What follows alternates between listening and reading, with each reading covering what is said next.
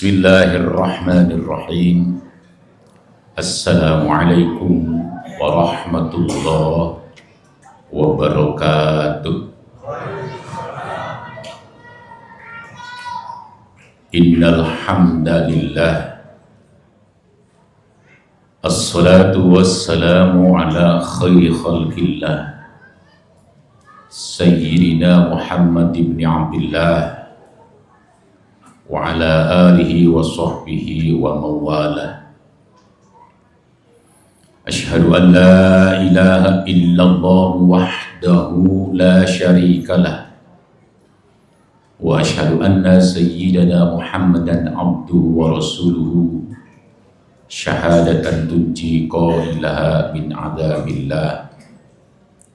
Amma ba'du. Subhanaka la ilma lana illa ma 'allamtana innaka antal alimul hakim. Rabbi shrah li sadri wa yassir li amri wahlul 'uqdatam min lisani yafqahu qawli. Ilahi anta maqsudi wa ridwaka matlubi, a'tini mahabbataka wa ma'rifataka. Hadratul muhtaramin, jamaah sholat tarawih yang dirahmati Allah Subhanahu wa ta'ala, wabil khusus Ketua Yayasan beserta jajaran, Ketua DKM serta jajaran, dan seluruh jamaah sekalian, bapak-bapak, ibu-ibu, saudara-saudara sekalian yang dirahmati Allah Subhanahu wa ta'ala. Amin ya rabbal alamin. Kita awali dengan mengucapkan alhamdulillah sebagai wujud syukur kita pada Allah Subhanahu wa ta'ala. Pada malam hari ini kita alhamdulillah dapat melaksanakan ibadah kembali dalam bentuk qiyamul lail di bulan Ramadan. Mudah-mudahan siam dan qiyam kita di bulan Ramadan ini dan seluruh ibadah-ibadah yang menyertainya diterima oleh Allah Subhanahu wa ta'ala.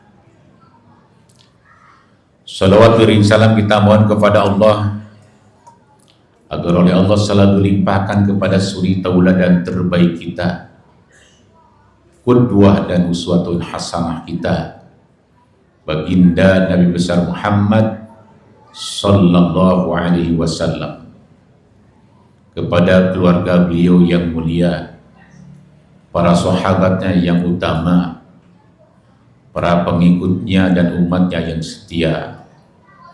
Mudah-mudahan salawat-salawat kita itu menghantarkan kita dipertemukan dengan baginda Rasulullah sallallahu alaihi wasallam, dan ketika kita bertemu dengan beliau nanti Rasulullah mengaku kita sebagai umatnya, dan kita dengan izin Allah dibela dengan syafaatul uzma, syafaatul Rasulullah sallallahu alaihi wasallam. Jamaah sekalian yang dirahmati Allah, hampir ayatnya kita tahu bahwa di bulan Ramadan itu adalah bulan diturunnya Al-Quran. Al-Quran menyatakan bismillahirrahmanirrahim, Syahrul Ramadan alladzi unzila fihi al-Quran hudan linnasi wa bayyinatin minal huda wal furqan. Al-ayah. Ayat ini memberikan penjelasan kepada kita secara pasti. Al-Quran mengatakan bahwa bulan Ramadan itu adalah bulan diturunkannya Al-Quran. Jamaah sekalian, jika melihat referensi tentang ulumul Quran, dinyatakan bahwa Al-Quran diturunkan yang sampai kepada Rasulullah Sallallahu Alaihi Wasallam diturunkan dengan beberapa tahap. Yang pertama, Al-Quran diturunkan dari zat Allah Subhanahu wa Ta'ala ke satu tempat yang sangat mulia, namanya Lauhul Mahfuz. Tapi referensi ulumul Quran, hadis dan sebagainya tidak memberikan penjelasan seperti apa turunnya Al-Quran dari Allah Subhanahu wa Ta'ala lewat kalamnya, kemudian disimpan di Lauh Mahfuz. Al-Quran hanya menjelaskan bahwa Al-Quran itu ada di Lauh Mahfuz. Bal huwa Qur'anun Majid fi Lauhil Mahfuz. Dari Lauhul Mahfuz kemudian diturunkan ke Baitul Izzah Sama'ud Dunya. Menurut hadis Nabi dengan sumber Ibnu Abbas, diturunkan jumlatan wahidatan, satu Al-Quran utuh dari Lauh Mahfuz diturunkan ke Baitul Izzah. Sebagian ulama menyatakan bahwa turunnya Al-Quran dari Lauh Mahfuz kepada Baitul Izzah itu terkait ayat yang dibacakan tadi. Syahrul Ramadan alladzi unzila fihi al-Qur'an hudan lin-nasi wa bayyinatin minal huda wal furqan. Kemudian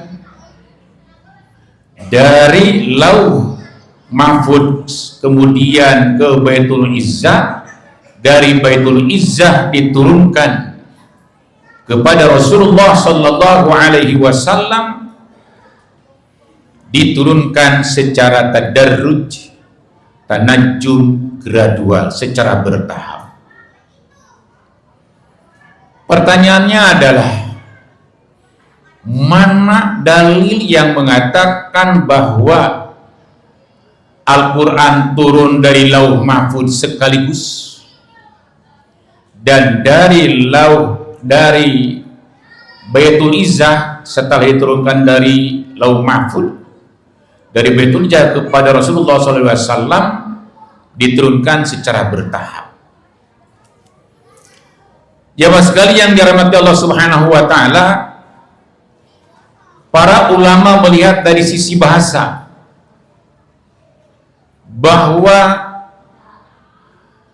Syahrul Ramadan itu unzila fihil Quran. Kata unzila itu menunjukkan satu kali atau sekaligus. Sementara ayat lain yang menyatakan turunnya kepada Rasulullah SAW dengan kata nazzal. Inna nahnu nazzalna dzikra wa inna lahu lahafizun. Dengan pendekatan bahasa, kata nazzala itu dalam ilmu bahasa yang namanya musharraf, patron fa'ala yang kemudian diikuti dengan kata nazzala, maka ulama-ulama bahasa Al-Quran, bahasa Arab mengatakan bahwa jika menggunakan kata nazzala maka memberikan makna yufidu litikrar, artinya berulang-ulang. Begitu dalam bahasa Arab. Misalnya kata mukul itu dalam bahasa Arab doroba. Kalau doroba itu maknanya pukulnya berulang-ulang. Jadi kalau kita mengatakan saya pukul dia berulang-ulang, dorobtuhu, itu sudah mengandung makna berulang-ulang. Kalau dorobtu, saya memukul satu kali. Kalau nazala atau angzala, turunnya satu kali. Kalau nazzala menjadi nazzalna, itu turunnya berulang-ulang. Oleh karena itu maka disepakati oleh para ulama dengan pendekatan bahasa dari Allah kepada Lauh Mahfud tidak ada penjelasan syariat seperti apa. Dari Lauh Mahfud turun ke Baitul Izzah, turunnya sekaligus ini diperkuat oleh hadis sahih dengan sanad Ibnu Abbas jumlatan wahidatan, sekaligus.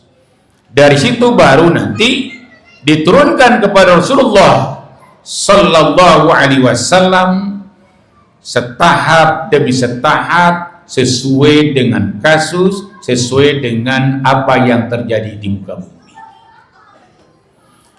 Jamaah sekalian yang dirahmati Allah Subhanahu wa taala, itulah cara turunnya Al-Qur'anul Karim yang kemudian sampai kepada kita saat ini. Jamaah sekalian, surat atau ayat pertama yang turun kepada Rasulullah itu adalah surat Al-Alaq atau surat Iqra. Iqra bismi rabbikal ladzi khalaq, khalaqal insana min 'alaq, dan seterusnya. Tetapi persoalannya jemaah sekalian rahmatullah Allah Subhanahu wa taala, kalau kita tahu hadis-hadisnya sahih, pendekatan sejarah juga demikian, bahwa surat yang pertama turun itu adalah surat Al-Alaq. Tapi kalau kita lihat mushaf Al-Qur'anul Karim, maka surat pertama itu bukan Al-Alaq, tapi surat pertama adalah surat Al-Fatihah. Makanya tertib atau urut-urutannya Al-Quran itu oleh para ulama dipecah menjadi dua. Yang pertama adalah tartibun nuzul, urut-urutan surat secara kronologis. Ada yang disusun berdasarkan urutan-urutannya turun, kemudian ada yang disusun dalam mushaf berdasarkan tartibul mushaf. Jadi ada dua model, ada tartibun nuzul, ada tartibul mushaf. Baginda Rasulullah Muhammad sallallahu alaihi wasallam pada menjelang akhir hayatnya di bulan Ramadan terakhir, beliau bertadarrus dengan Jibril alaihi salam. Makanya kalau kita ingin melihat sunnah Rasulullah, bagaimana Rasulullah sallallahu alaihi wasallam membaca Al-Quran di bulan Ramadan. Jamaah sekalian, Rasulullah membaca Al-Quran di bulan Ramadan itu ternyata talaki, ketemu dengan Jibril dan dikontrol hafalannya sekaligus mengontrol urutan-urutannya, karena urutan turun tidak sama dengan urutan mushaf. Jamaah sekalian, ketika Al-Quran itu turun dicatat dan dihafal oleh para sahabat Rasulullah SAW atas perintah Rasulullah. Jadi ketahuan di saat itu ada tulisan Al-Quran yang berdasarkan urut-urutan turunnya Al-Quran. Kemudian pada tahap-tahap terakhir atau menjelang akhir Rasulullah dalam kehidupannya, ternyata diperintahkan untuk ditulis berdasarkan apa yang kita kenal sekarang, kita tahu dalam mushaf. Itu atas perintah siapa? Ulama-ulama ahli Al-Quran, ulama-ulama ahli tafsir sepakat bahwa urut-urutan Al-Quran yang ada dalam mushaf dimulai dari suratul Fatihah diakhiri dengan surat An-Nas, itu istilahnya namanya tauqifi. Istilahnya tauqifi. Ada istilah taufiqi, ada istilah tauqifi. Tauqifi itu artinya Rasul dipandu oleh wahyu dengan panduan Jibril alaihissalam agar meletakkan ayat dan surat ini sesuai dengan perintah Allah sebagaimana kita yang saat ini kita punya berdasarkan mushaf Al-Qur'anul Karim. Jadi ada dua model. Lalu pertanyaannya adalah, ada apa hikmah di balik itu? Kenapa Rasulullah SAW dipandu oleh Jibril lewat wahyu dari Allah Subhanahu wa Ta'ala agar urutan Al-Quran itu seperti yang ada dalam mushaf sekarang, tidak seperti bagaimana turunnya atau tartibun nuzul? Ternyata jamaah sekalian dirahmati Allah Subhanahu wa Ta'ala, cara Al-Quran itu disusun dalam mushaf kemudian melahirkan ilmu yang luar biasa. Banyak kajiannya, salah satunya adalah apa yang dikenal dalam istilah ilmu tafsir al-munasabah fil Qur'anil Karim. Ternyata ada hikmah, ada hubungan atau korelasi antara satu ayat dengan ayat lain, satu surat dengan surat lain, sehingga isinya menjadi indah, seimbang dan serasi.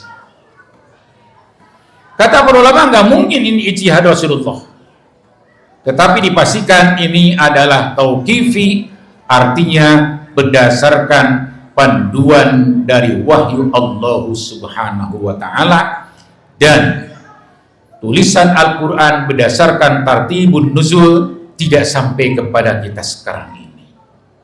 Saya kira itu ada hikmahnya. Kalau ada nanti jadi masalah juga lagi, khilafiyah lagi muncul.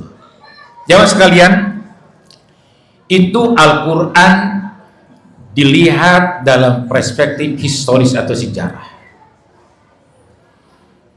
Lalu dikatakan bahwa Al-Quran diturunkan itu hudal linnasi wa bayyinatin minal huda wal furqan. Makanya para peneliti Al-Quran, bahwa Al-Quran tadi diturunkan dari Allah kepada Lauh Mahfuz, tidak ada penjelasan seperti apa.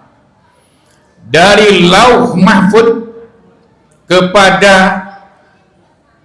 ke langit dunia, jumlahnya jelas sekaligus 30 juz, 114 surat. Dari Baitul Izzah kepada Rasulullah SAW tadarruj atau bertahap, gradual. Selanjutnya menurut para peneliti Al-Quran, dari situ harusnya Al-Quran turun ke kalbu kita, ke dada kita, ke hati kita masing-masing, dibaca, dipahami, bahkan dihafal, kemudian diterjemahkan dalam bentuk perilaku. Itulah yang disebut dengan hudal linnas wa bayyinatin minal huda wal furqan. Dibaca itu bagus karena diperintahkan, dihafal juga bagus karena diperintahkan. Jamaah sekalian, dalam sebuah hadis sahih, sanadnya Abu Hurairah, diriwayatkan oleh Imam Muslim, Rasulullah bersabda, "Iqra'ul Qur'ana fa innahu ya'ti yaumal qiyamati li ashabihi." Ini adalah perintah Rasulullah pertama kepada para sahabat. Kata Rasulullah, "Wahai para sahabat, bacalah Al-Quran, karena Al-Quran itu akan datang pada hari kiamat sebagai syafaat li ashabihi, bagi sahabat-sahabatnya."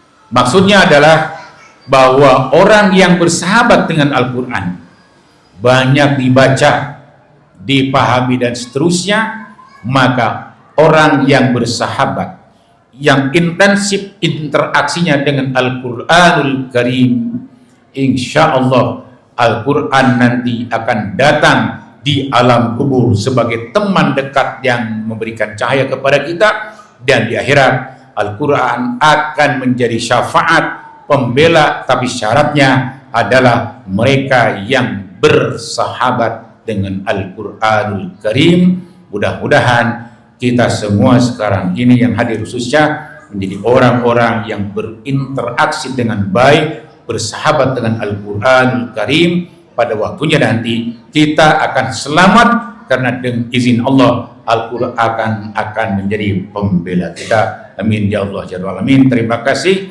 Subhanaka Allahumma bihamdika asyhadu an la ilaha illa anta astaghfiruka wa atubu ilaik. Wallahul muwaffiq ila aqwamit thoriq. Assalamualaikum warahmatullahi wabarakatuh.